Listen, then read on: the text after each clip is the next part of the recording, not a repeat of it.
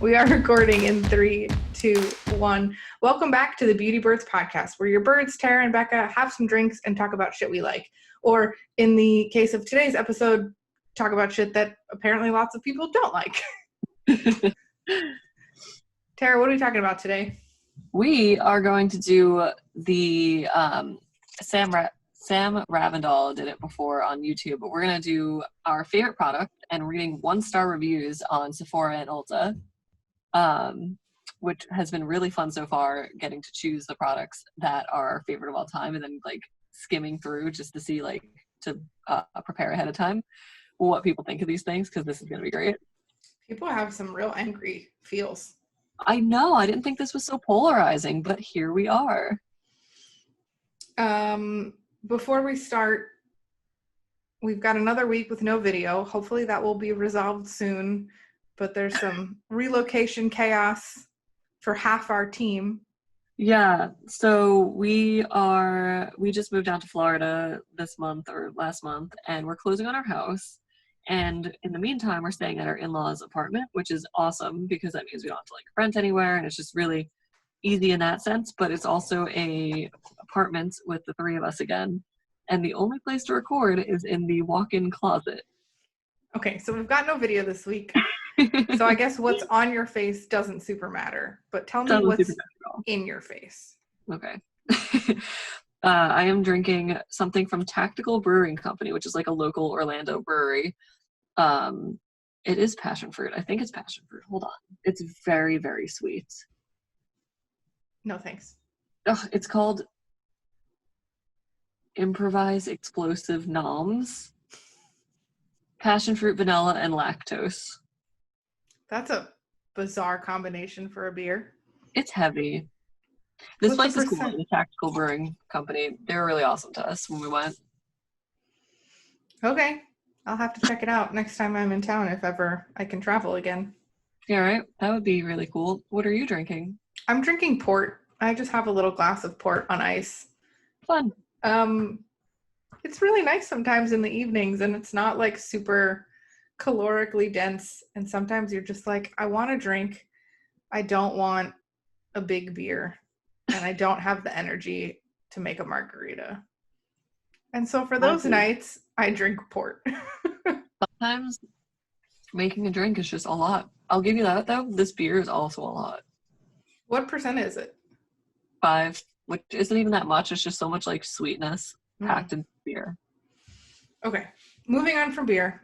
So we each picked out a couple of our all-time favorite products, or maybe not all-time. I have 2 all-time favorite products and 2 newer things that I'm really enjoying. I think mine are newer things I'm enjoying that are working their way into all-time, but mostly all-time favorites. All right, I'll give you that. And then also totally by accident, I have 2 skincare and 2 makeup products. That was not planned. Yeah, mine is all makeup, I think.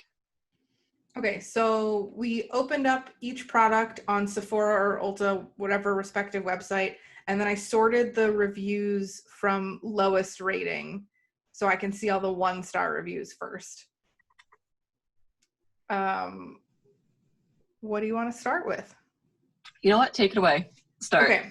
I'm going to start with the Tatcha Pure One-Step Camellia Cleansing Oil because it's probably the oldest thing that I still use and repurchase regularly.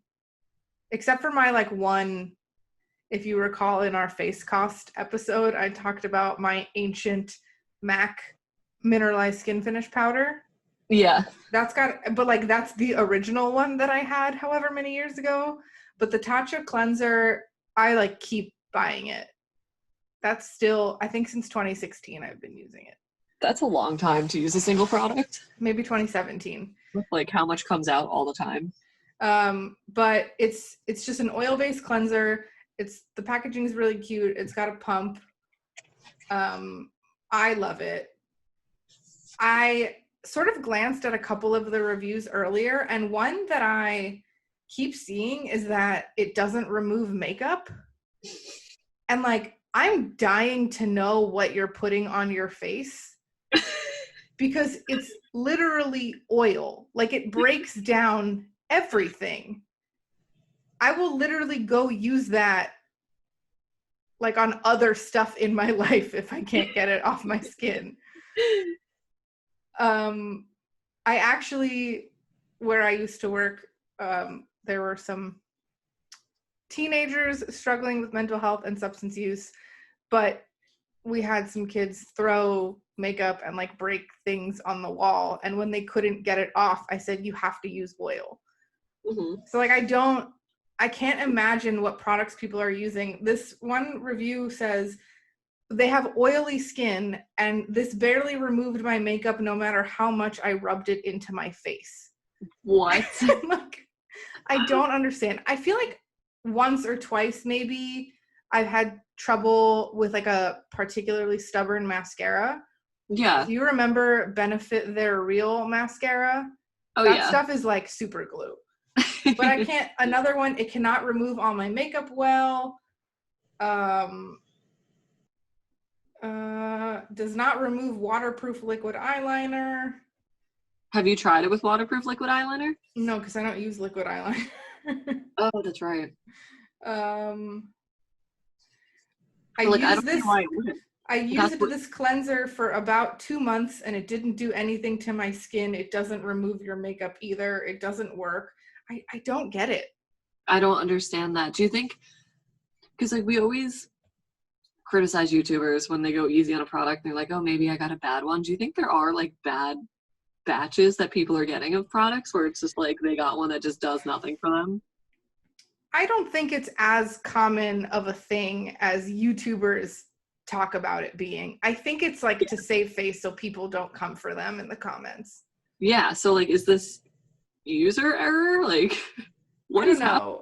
And the other thing I'm seeing a lot is like, if it's user error or like lack of your own personal intelligence or something like it made you break out and you're sensitive to an ingredient, I would never leave a 1-star review for that.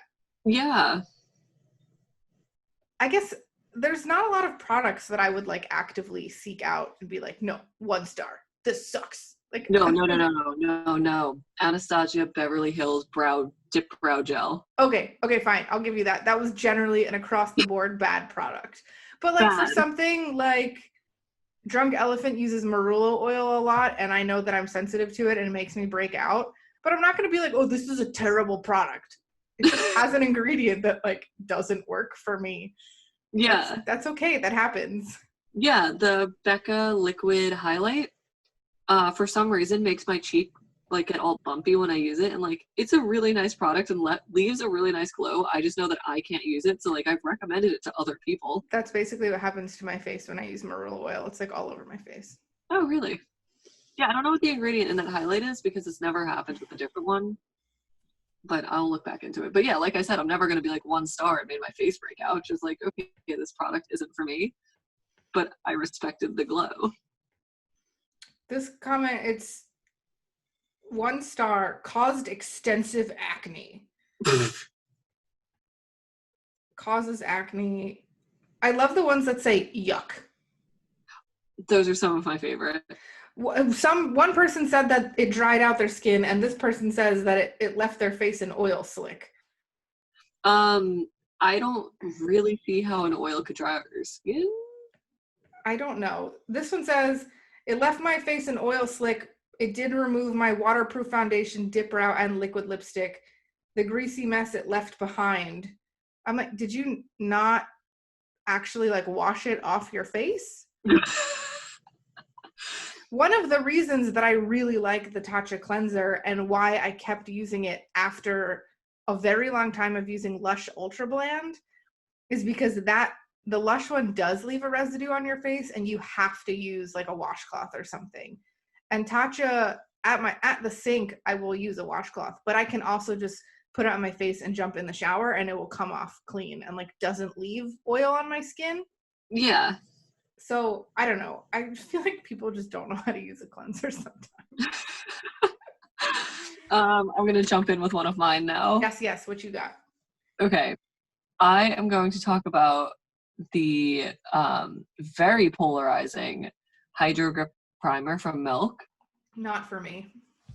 See, yeah, it's one of those things that I feel like you either love it or hate it, and I love it. I don't love it, but I have dry skin, and that wouldn't make me leave it a 1-star review.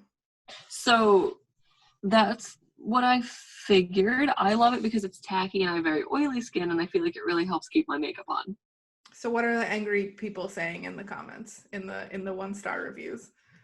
Okay. Okay.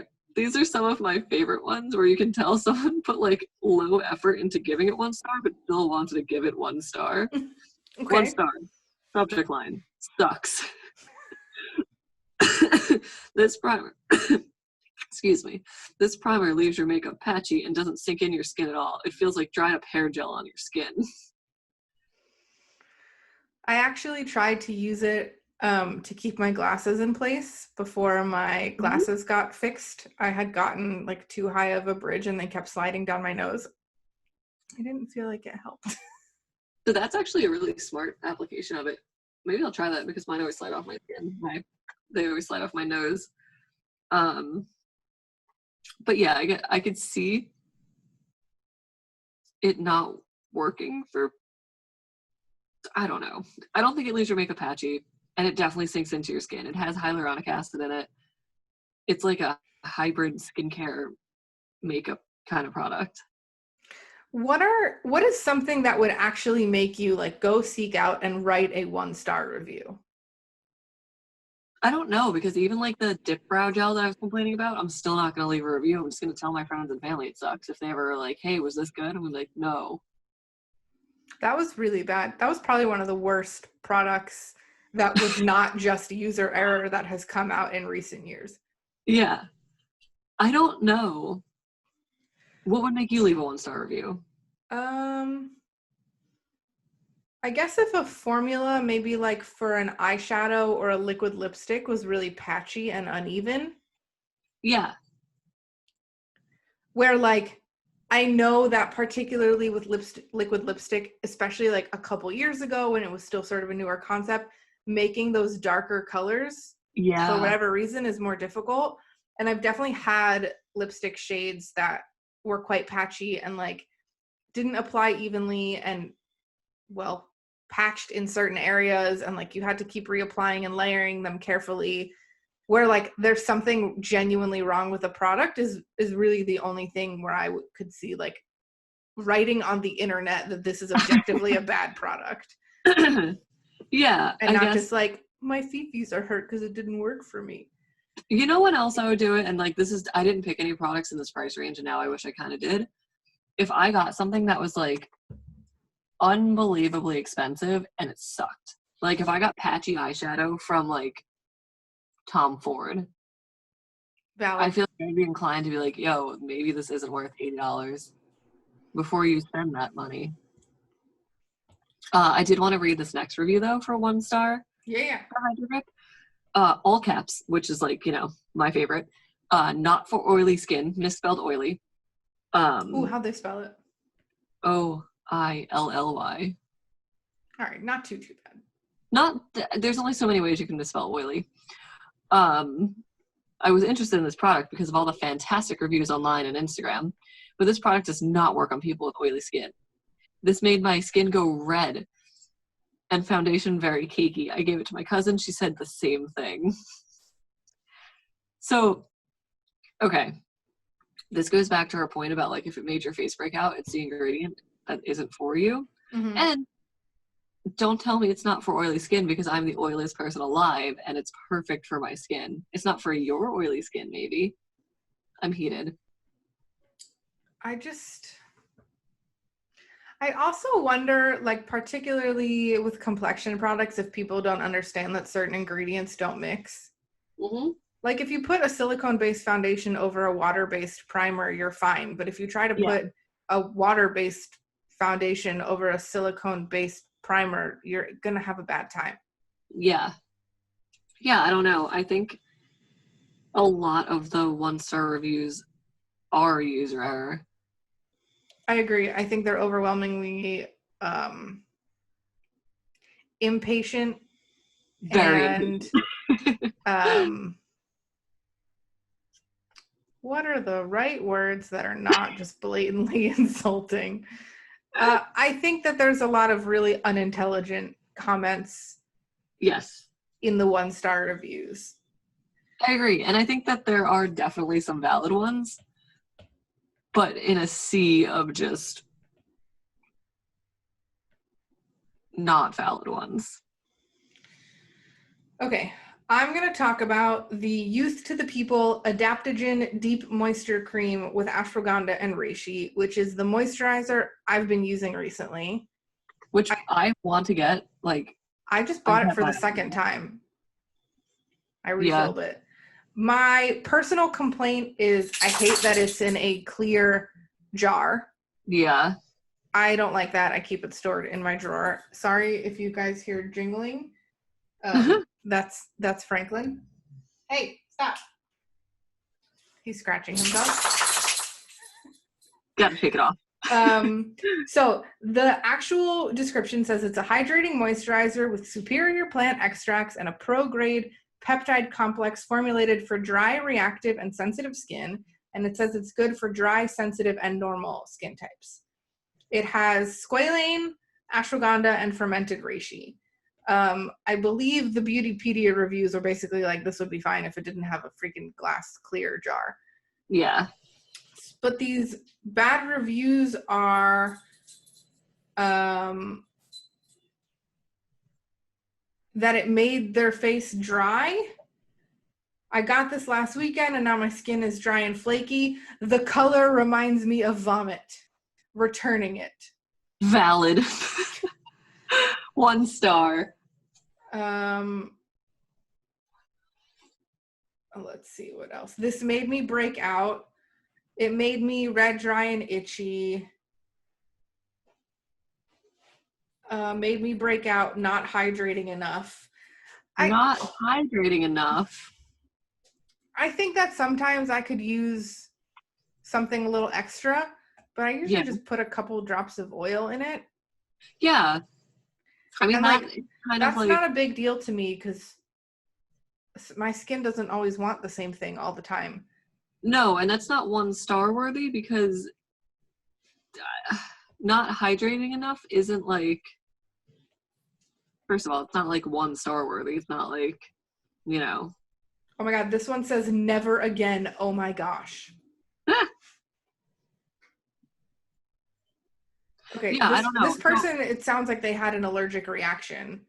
I have weird feelings about skincare reviews because I used to actively run and like I kind of still pop in here and there, like a skincare blog, right? And I'll pop in my thoughts on products that I've tried, but I always make it a point to be like, this is how it worked for me. And if it didn't work for me, that doesn't mean it won't work for you. It's just like skincare is the most subjective possible thing that you could have. Yeah. This is literally saying it gave them cystic acne. Okay, that's not a problem with the product. That's you having like an allergic reaction. Yeah. Oh, okay. Oh, and now this person said it made them greasy. Too much moisture. It's just, perhaps it was my user error to go for skincare reviews. Yeah, skincare reviews are like, they're just so polarizing because nobody has the same skin as you. And I understand that like makeup is also going on your face and nobody has the same face when it comes to makeup either. But like that's colors and technique more than it is like products sinking into your skin and having like a chemical reaction with you. Yeah, I think it's very weird when people actively seek out to leave bad reviews when it's something like, I had an allergic reaction, it didn't work for my skin type, or like, I don't like the color. I don't like the colors, my favorite. What was that Tumblr that you were talking about? Oh my God. Okay, so it hasn't been updated in 2 years, but it's still worth going through and like scrolling through the archives because I remember reading it when I was younger and I thought it was the funniest thing ever. We'll link it in the blog, but it's wrong shade 1 star .tumblr or something like that, and it's just it's like a blog that used to aggregate all of the I bought the wrong shade foundation, wrong 1 star. Or like, I wanted to buy a purple lipstick, but this one's pink, 1 star. Oh God. That's how I feel like a lot of these reviews are. They are. So what's next on your list? All right, let me pull it up. What do we got? All right, I'm going to stay in Sephora. I'm going to talk about one of my new favorite items, which is the Supergoop glow screen. I think it's also possibly one of my new favorite items as well. I can't believe you tried it and then were just like, this sucks, and sent me the sample, and I was just like, I don't know what you're talking about. This is the greatest thing I've ever tried. And then you're like, you're right, I was going to buy the whole thing. I think I just panicked because at first application, it was very shiny. It's very shiny, but it's like that perfect shine. But I typically don't like products like that because my skin then also feels the way that, like, how you get that shine is by being oily. And I touch my face too much, but I don't like that feeling if I touch my face and it's literally an oil slick. And I think I just panicked. I was like, no, this isn't for me. But I tried the Unseen sunscreen and I tried the matte screen, and then I read the descriptions again and I was like, oh, fine, I'll try it again. And I was actually on the Supergoop website and they had a half size thing. They had a mini, but then when I calculated the price per ounce, Nick was like, just buy the full size. Just buy the damn thing. Okay, anyway, today's my first day having it on all day and I'm quite pleased. But please tell me about the awful reviews. Okay, so everybody hates how glowy it is, which is, interesting because it's glow screen, and if you don't want glowy sunscreen, maybe don't buy glow screen. Yeah, that's why I made the matte screen. The first one is, definitely gave me a glow, but it does not look good on my skin tone. As per my husband, it made me look like someone who suffered from oily skin. First of all, rude. I don't suffer. Yeah, that is really rude. It is really rude. And then it goes, to me, I looked jaundiced. Returned. Nick this morning was like, oh, it looks so great. Dude, it looks fantastic. You looked amazing. I'm going to toot my own horn and say I looked great in it. And, like, it's just that perfect, healthy glow lit from it within, like, Yeah. That was really rude review. Suffer from oily skin. Suffer from oily skin. How will you go on? Let me guess. Their skin tone is fair. Yes. Okay, I'm going to say something very controversial. Go. I think overwhelmingly the particularly ridiculous reviews are from pale princesses. Yeah. Like, regardless of product. Yeah. And, like, so on Sephora, it will tell you, like, the reviewer can say their age range and their skin tone and skin type, etc. So, like, you have some context for the bad reviews. Yeah. But I overwhelmingly feel like the really ridiculous bad reviews that are like, I don't know how to word this, that just say particularly unintelligent things and observations, or like very personal experience, therefore the whole product is objectively bad. Those comments are overwhelmingly from fair-skinned women. Yes. And then, okay, there's one more that I wanted to touch on. Subject line, doesn't last. Immediately pills all over my face and falls off. What a waste of money. It makes my skin look too oily. That's the same comment? No, this is a new review. Oh. Well, it's all under that doesn't last umbrella. So it falls off and makes your skin look oily? And it immediately pills all over her face. And at no point did you stop to consider that maybe it's just reacting with another product that you're using? Right? Like, okay, so I've had things pill on my face before, but I actually found it was azelaic acid from The Ordinary, but it always happened after I applied it, like, last. Okay. If I applied it first, nothing happened. Fascinating. Do you think they're putting this on top of all of their makeup? I think that it probably doesn't work well with whatever moisturizer they're using. Yeah. Or if they're like, I don't know that it would work well with oil. Yeah, I don't know. I can give it a try. But yeah, I just find that some of these reviews are just like, think that any of that is 1-star worthy, because that's like a very... I really want to be like, did you even try? It made you look oily? It's a glow screen. It's literally like a sunscreen mixed with a highlighter. Yeah, it's like, or that, I don't want to even say like a highlight look that is like the Instagram highlight look. I feel like it's for that like sweaty, did you just come from the gym look, but like in a good way. Yeah, Nick was like, you look like you've been outside in a good way. In a good way. I don't know. I think this sunscreen is a very like particular cup of tea kind of sunscreen. And I give Supergoop so much credit for that, because they came out with the matte screen and the glow screen together, and then they also put out the unseen sunscreen, which I think is much more like dimethicone, the silicone feeling, but it's clear, which makes it ideal for darker skin tones as well, because it doesn't leave that like white cast. Yes. So like, not only do you have other options besides a glowy sunscreen, you even have other options within the same brand if they're like vegan, reef safe, whatever formula attributes are something that you really care about. Yeah. I don't know, man. All right, hit me with your next one. My next one is also something that we both really love. I wanted to read the bad reviews on the Marc Jacobs Velvet Noir Mascara. 1 star, too expensive for my lifestyle.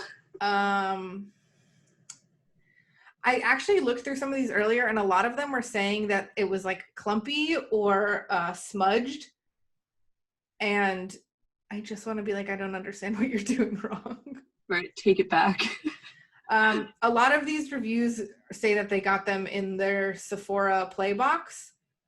Okay. It left under eye dark and leaves lashes clumpy, didn't provide length. So actually, it's a volumizing mascara. It literally says an ultra volumizing mascara that delivers instant dimension for epic lashes. So nowhere does it really say, it does say smudge proof length and volume in 3 strokes or less. Mascara is another one of those products though that I feel like is different for everybody. Absolutely. I know I like a wetter formula. I like a rubber brush tip. Yeah. This one just says not good, so sad, exclamation point. These are my favorite kind of reviews. I wanted to like this, but it's smudged like crazy, clumpy and flaky, dry and clumpy, too wet. This one just says ugh. Okay, this person wrote like a legit review.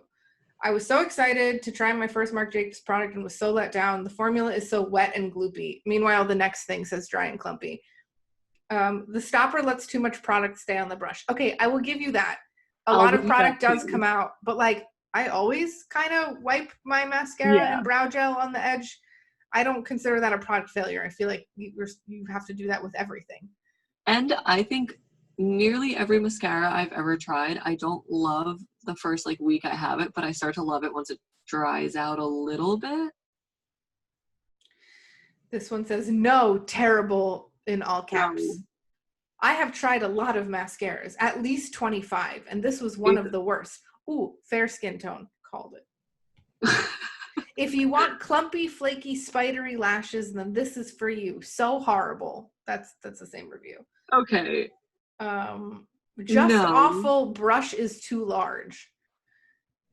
Okay, that's just like a thing that you don't like about it, though. Right. To me, like, 1-star reviews are like, this is. Like to me, a 1-star review is like, this is objectively a bad thing that you should avoid. You know what was? Oh my god, there was a mascara that Ulta gave away as like a birthday thing. It had a French name. Oh my god. Was it Lancome? Like Mademoiselle?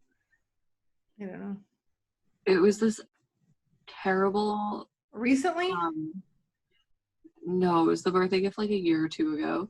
Monsieur Big. I think that was a Yeah. Lancome. I think that was a Lancome mascara. Oh my Or god, it was L'Oreal. like unanimously just like, thank you for the clumpy lashes, Ulta. That one was bad. That was a very bad mascara. This one says, save your lashes, don't buy. Clump, clump, clump. Did nothing for my lashes but bring them down. Horrible to remove. It like stripped off my natural lashes on my right eye when I removed with makeup wipe. Will be returning. Okay, you had like a horrible reaction to this. Yeah. If it stripped off your natural lashes. Also, why are you using makeup wipes for mascara? When was this left? 2018. By then, you still should have known to be using like proper makeup remover. So how hard were you rubbing your eye? I can definitely understand mascara being clumpy for some people. It's like all about formula, and like maybe you don't know that you don't like thick brushes, or you haven't found the right mascara for you yet. But saying that it removed like half of your lashes is user error. I agree. The formula is goopy, clumpy. This is a horrible product. I also want to note, in my personal experience, the best mascara for my lashes is basically never going to be the right mascara for my lower lashes. Okay. I know that there are a lot of YouTubers that feel the same way. Oddly enough, Samantha Ravindal is one of them. She uses a different mascara for her lower lashes.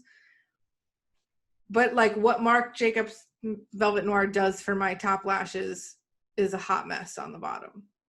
I'm one of those people that uses the same for the top and bottom. If that works for you, great. Yeah. That's another good point. It's kind of all about knowing your lashes and your face and your whole self. I just feel like these people didn't even try. But like, there's so many mascaras where it's just like, I'll see the brush in the picture and I'm like, oh, that's certainly not for me. And if I got it, I'd be like, wow, this is so clumpy. And it's like, oh wait, it's because I hate this brush. Not just, this is an objectively bad mascara that no one should ever try. 1 star. I hope it brings down the product and that no one ever tries it. 1 star, didn't like the brush, picked up too much product. Which I just want to like interject. If you couldn't tell, I also love this mascara. I know this was on Becca's list, but it's one of my favorite mascaras of all time. I think I said that we both. Okay. We both love it. Yeah. Not cute, not fun, nor is it fresh. This was clumpy AF, way too flaky, and gave me spider legs. Spider legs? I was trying to scroll down to get like 2-star reviews, but it only shows you 6 at a time, and it's a lot. So while I sit here being mad at this, what else you got on your list?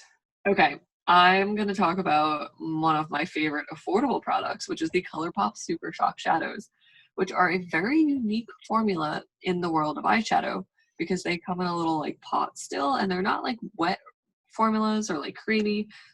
They're kind of just like powdery. It almost is like a sponge. Yes. They're floofy. So yeah, they are very polarizing. And a lot of the reviews are not very kind. This one says, I tried it with all of the primers I own and without, and it makes no difference. This stuff is falling into my eyes and into my lashes minutes after application. It creases seemingly as soon as possible, as soon as it's applied. It's just a glitter topper that could be pretty, but it doesn't stay. I've tried a few ColourPops for the first time, and I won't be purchasing from the brand ever again. Every product was extremely dissatisfying. I'll be giving these products to my niece as they suit a child better. Wow, that's so dramatic. It was very dramatic. Can I share a theory? Yeah. I think with I guess I shouldn't say the rise of YouTube any longer. It's been a while. YouTube but I think as like beauty influencers and YouTubers became the primary source of information and like tutorials and watching them on camera, they apply so much product. Yeah. Because they need it to look good on camera and in photographs. Yeah. And then when people who are like trying to do their makeup for work do the same, they're like, oh, it didn't work for me, or it was clumpy and blah, blah, blah. And they're like, how much did you apply? Right.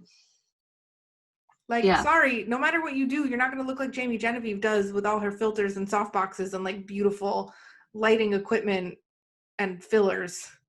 It's not going to happen. And yeah, it's very unrealistic how much makeup they apply. And it's true, like with the concealer like all over your face kind of thing, with like the concealer triangles and all of that. Mm-hmm. But yeah, this one just seems very dramatic. Super Soft Shadows are like my favorite eyeshadow formula of all time. And I have the oiliest eyelids like ever, and it's never creased on me. There might be a little bit of fallout for some, but never an amount that I'm like, oh my god, this is unwearable. It's always just like a wipe it away kind of situation where it's gone and now the problem has been solved. For somebody to say that it is creasing immediately and flaking into their eyes, I have to imagine that they like dug product out of the pot and applied it in like a thick layer. Because if you just like rub your finger in it, that's never going to happen. Right. I don't love Super Shock eyeshadows. Okay. But I have a bunch of that formula of their highlighters, and I really like them. I actually don't like the highlighter formula because it makes my skin like very textury. Okay, by a bunch I mean two. Sorry, I exaggerated. I have two. I think I sent you one of them. Yeah, I think one's from you and one I've had since like they first came out. You know, I only tried it for the first time last year and I was very disappointed. But again, it was like my skin is oddly textury, or like that was something that brought it out. So I even hit pan on one. Wow. It's called Monster. It's excellent. There's another 1-star that's a subject. I would not buy this again. All I said is does not go unevenly. I don't know. I feel like this is people just getting mad because they didn't get it right the first time. Yeah, and the other thing that is unique about the Super Shock Shadow is, again, with their like interesting formula, it's best applied with your finger, and that's something that if you've watched a couple of YouTube videos or anything from like the brand, they even release like special brushes from ColourPop to better pick up their product. But like it's one of those things where oh, did they? I didn't know that. Yeah, their brushes originally, like when they first came out, were like synthetic, specifically made to like pick up their shadow better. Because like I can't pick up these Super Shock shadows with a brush, so I just use my hand. I used to have some. I would have some matte ones and some shimmer ones, so I could just like do my makeup in 5 minutes for work in the morning and use my finger. And I would just use like a fat, stubby, small brush to like blend out the edges. Yeah. They're like the perfect, one swipe kind of shadow. Which I know is so up your alley. Yeah. So yeah, that was, oh, you know what? There were some like legitimate criticisms of these though. A lot of people, okay, legitimate criticism, but not a legitimate 1-star criticism. A lot of people were like, hey, this arrived broken, which is never a valid reason to give a product 1 star because it's always in transit. If something breaks, that's not like, yeah. But ColourPop Super Shock shadows often arrive broken. Really? That's like oh my god. I have about a dozen of them, and I would say like 3 or 4 of them have arrived broken. Wow. I did have a broken product arrive from them once, but it was like a pencil twist up eyeliner.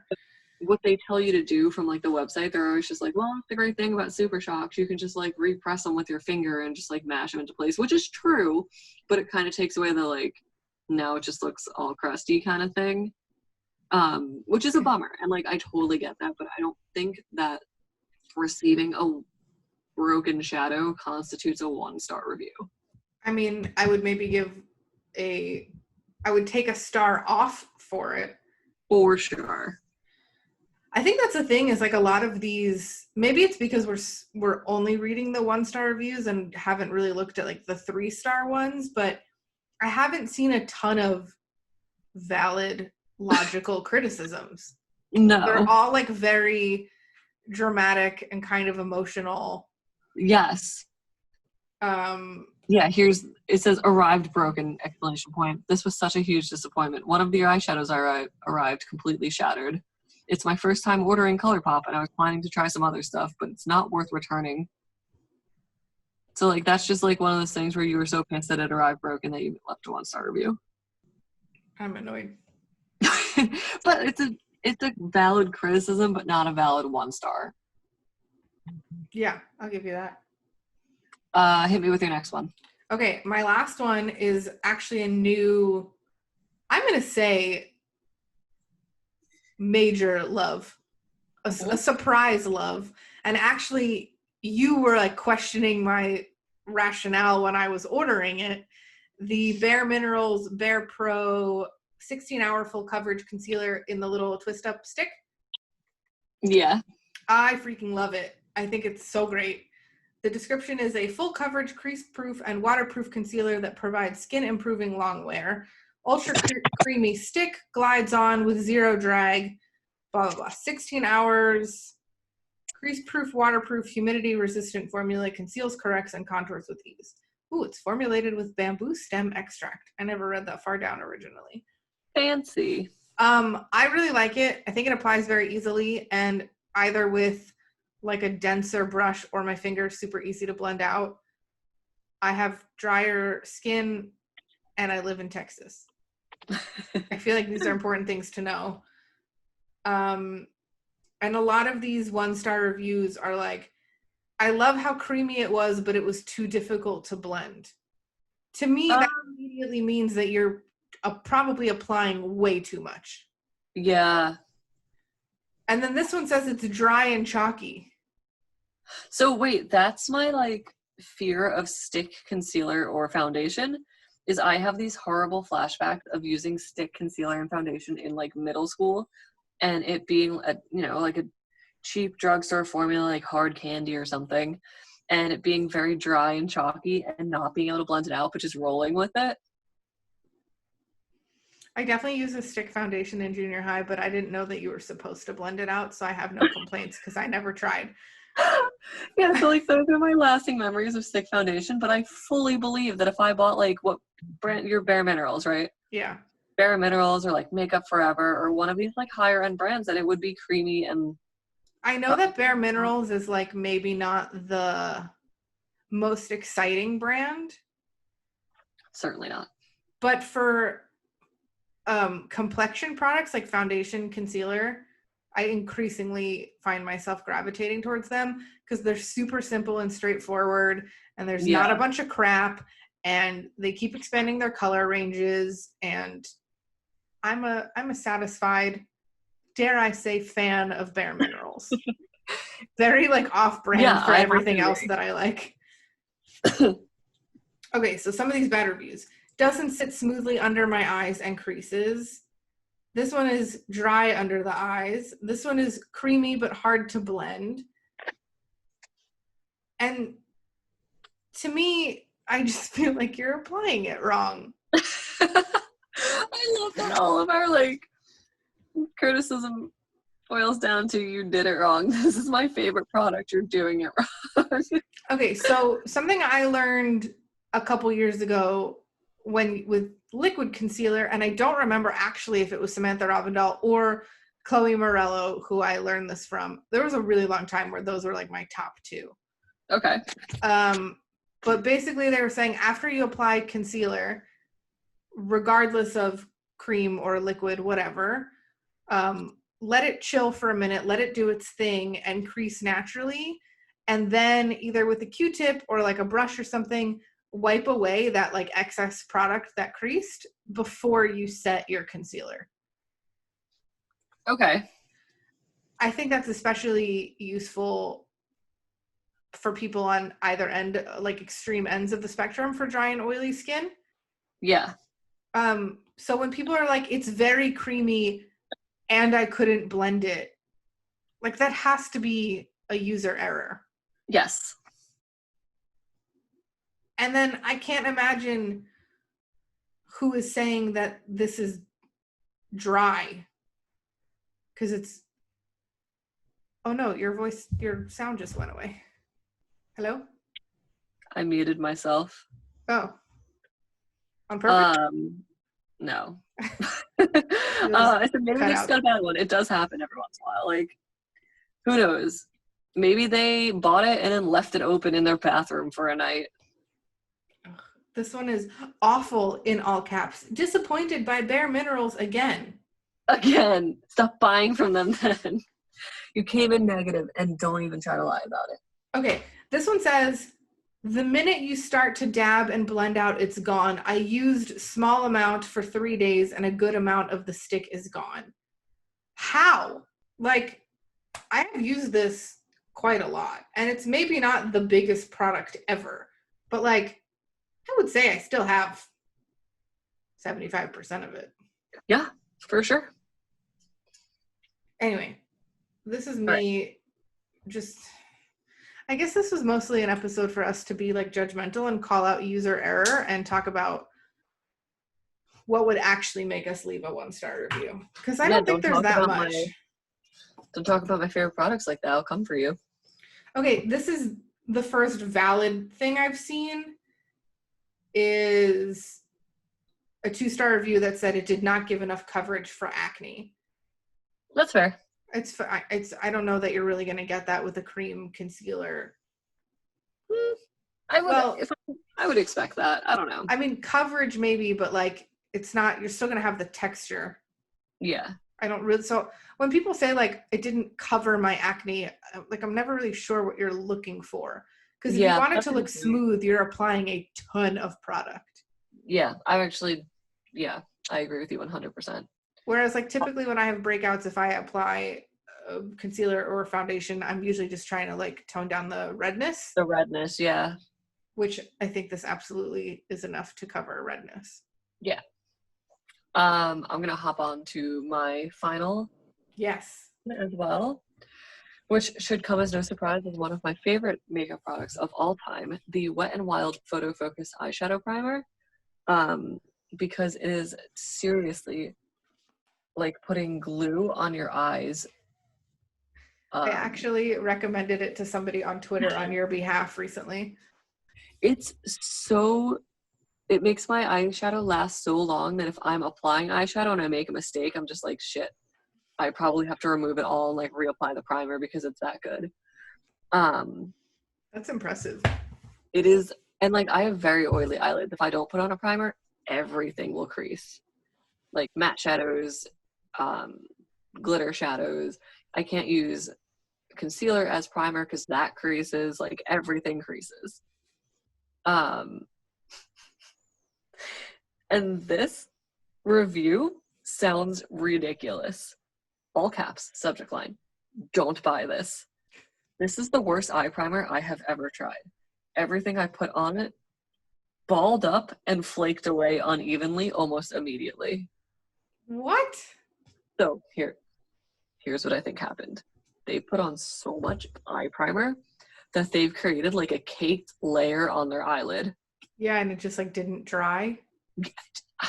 Yeah, so that's like very key for this primer is you have to let it dry. So like I'll put it on, and I've mentioned it before, I put it up into my eyebrows too for my like eye pencil situation, because that's very oily too.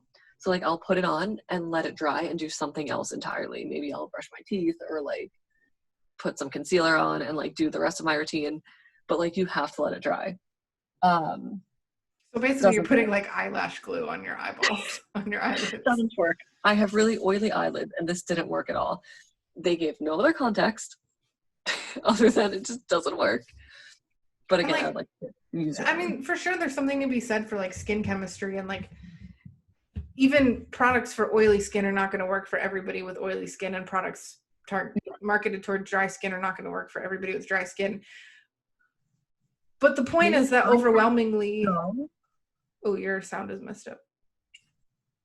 Am I back? Yeah. Okay. I'm still scrolling through reviews. This one says makes eyeshadow dull and ages your skin. First of all, it's submitted by another Tara, which is weird. Take it back.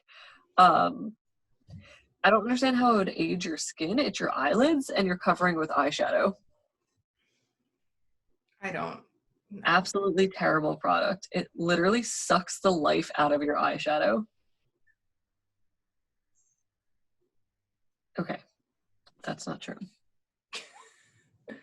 The next one's just no. Just no. I don't get it. Wouldn't even give it away as a gift. Wow. It's awful. Trash. Made my eyeshadow so patchy. It flakes off. Okay, all of these it flakes off ones make me think that they're like caking it on, because like if you're putting concealer on, you put a lot on, and I understand that, but like I put the thinnest layer of this on and it just turns your eyes into like eyeshadow glue. This really I forget how I wanted to phrase this, but like, for example, when you go to look up reviews for a restaurant or a makeup product, I feel like it's the bad reviews that really stick out to you. But most of the really like 1-star reviews are people who just like got angry and like went and wrote mostly some nonsense. We've just spent like however long going over 8 products, 1-star reviews, and almost none of them had like logical, valid criticisms. Yeah. So I almost feel like bad reviews should be taken with even more grains of salt than good reviews. All the salt. Take it with all of the salt. I do love salt. But yeah, those were a little ridiculous, because then like take a step back and think, is this really 1-star worthy? I just perhaps that was a detriment to this episode that we didn't look at like 2, 3, and 4-star reviews. No, that's not the point of this assignment. You're right. The point was to look at the 1-star. But I feel like I will think about product reviews differently now. Yeah. I see that there's a bunch of 1-star reviews because we saw how few of them are actually about the product. So whenever I look something up that I actually want reviews on, I always look at the 4 stars and the 2 stars. That's smart. That's Like really for like Amazon things or anything like that, I'll always look at the 4 stars, because people who get 5 stars can have the same problem the 1 stars have, where they're like, this is the greatest thing I've ever tried, and it's like, you know what, maybe it's not. I don't know. This is the greatest thing that's ever happened. I can't wait for it to be released so I can get it. 5 stars. Oh my god, we didn't even touch on that at Sephora. To our listeners, did you know sometimes things are like being released but they haven't been released yet and they're coming soon, so they're on the Sephora website and people review them ahead of time going like 1 star, I didn't get this in time for pre-release, or like 5 stars, I love, you know, X. I love the color story. So I can't wait to try it. 5 stars. Yeah. Or it's too expensive. 1 star. Yeah, so we didn't even touch on that fiasco. I think you have a smart point to read between the 2 to 4 star reviews are where you're probably going to find the actual information that's important.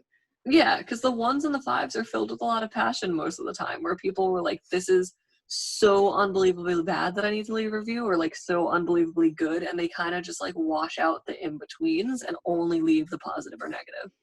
I will say, I think that's especially valuable for the big makeup websites. I don't know if this is true for all of them, but I found this article that talked about the 10 worst rated cosmetic brands at Sephora, and it was going off that the average product is over 4 stars. Yeah. So like a 3-star review is already like a failing grade, basically. Yeah. And so I don't remember what my point was. But I also, like, with those kind of things, always look at the amount of reviews. Yeah. On that note, on that list of the 10 worst rated brands at Sephora, it is from last year. It's from March of 2019, but 2 of our favorite brands are on here. On the worst? Yeah. Tell me who. The first is Supergoop. Rude. With an average rating percentage of 78.987%. Interesting. It's sunscreen. So I think it's specifically about because of the Invincible setting powder and Defense Refresh setting mist, both of which are rated just over 3 stars. Okay. So out of 50 5,547 reviews for the brand. The overall rating is 78.987%. But I don't know if it's just because it's Sephora or if this is true across the board for cosmetics, but so they're like basically at a C+, B-, Yeah. and that's like one of the lowest ratings for a brand. And Milk Makeup was the other one. Oof. Average rating percentage 77.747%. So still like a C+. Yeah. Number of reviews 20,487 for the brand. That's a lot of reviews. One of its lowest rated products is the Blur Stick Mini, which came in at 3.5 stars. What's the Blur Stick? Oh, I know what the Blur Stick is. Was it like a pore primer type thing? Yes, and one of their like stick formulas. I think that's really interesting. I don't think that you're actually getting as much information from seeing that there are a lot of 1-star reviews as you might think.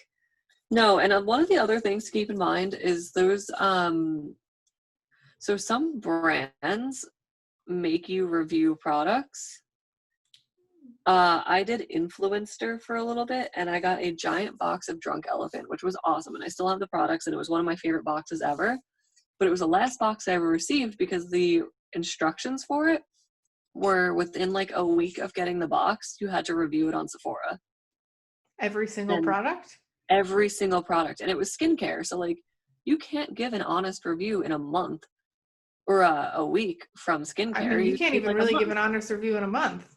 Yeah. So I reviewed the things I could, which was like I got the chapstick from it, which was great. I had an allergic reaction to it. Did you? That sucks. Because it has the marula oil, but I still wouldn't give it a 1-star review. Right. So like I reviewed the things that I could, but then kind of just was like, I'm not reviewing the ones that like obviously need more time to work on your skin. So that was the last influencer box I ever received. But all that to say, those like Sephora Play boxes and subscription boxes often give you like, if you review these products, you get more points or something like that. Like I think that's fair. Like, I don't think it's necessarily bad that they encourage you to write reviews, especially if they're just saying just write one. You don't necessarily you have to write a good one. Yeah. But I do think that it often lends itself to bad reviews because people aren't actually trying the product. They're like, cool, I put it on, I didn't like it immediately. It's awful. 1 star. Right.